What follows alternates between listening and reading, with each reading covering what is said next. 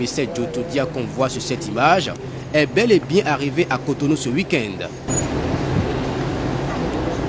À sa descente de l'avion à l'aéroport Cardinal Bernardin Cantine de Cotonou, c'est le ministre béninois des Affaires étrangères qui l'a accueilli. Le gouvernement béninois a accepté de recevoir M. Michel Djotodia, président démissionnaire de la transition en Centrafrique, à la requête des chefs d'État et de gouvernement de la communauté économique des États de l'Afrique centrale. L'intéressé, comme vous le savez, est marié à une béninoise et donc est arrivé au Bénin, chez lui, plus ou moins. Le président démissionnaire, comme vous le savez, son accueil par le gouvernement béninois s'inscrit dans le cadre de la contribution du Bénin à la recherche de la paix, de la stabilité et de la sécurité dans ce pays frère.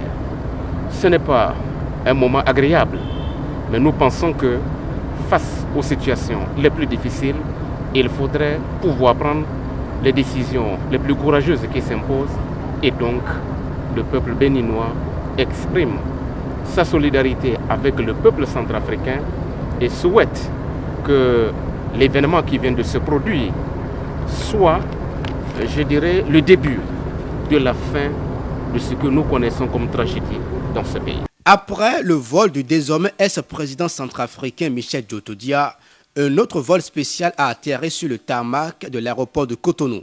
À bord, des Béninois vivant à Bangui, la capitale centrafricaine. Au nombre d'une centaine, ils constituent la première vague de Béninois en cours de rapatriement vers le Bénin. Nous n'avons pas eu de problème là-bas, au fait.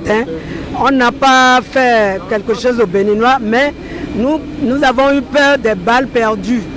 Parce que les balles perdues ont tué beaucoup de gens. Ouais, c'est ça. Et nous remercions notre consul et le gouvernement béninois et le président béninois qui a voulu nous faire rapatrier. Milly, ou la terre natale de Lamartine. Il n'y a pas de plus beau pays que son propre pays. Le pays de ses parents. Je voudrais vous dire une chose, c'est que ce pays où nous sommes restés si longtemps n'est pas un mauvais pays.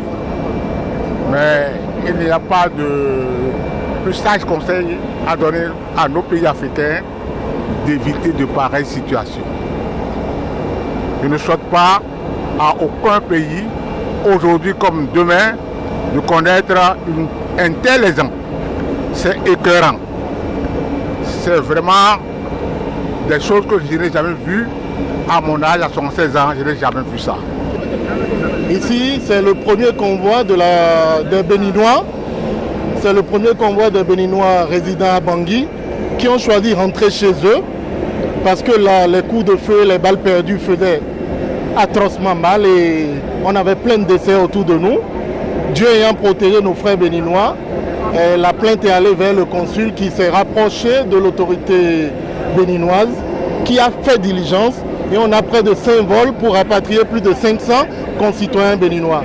Les autres Béninois vivant en Centrafrique sont attendus à Cotonou dans les prochaines heures.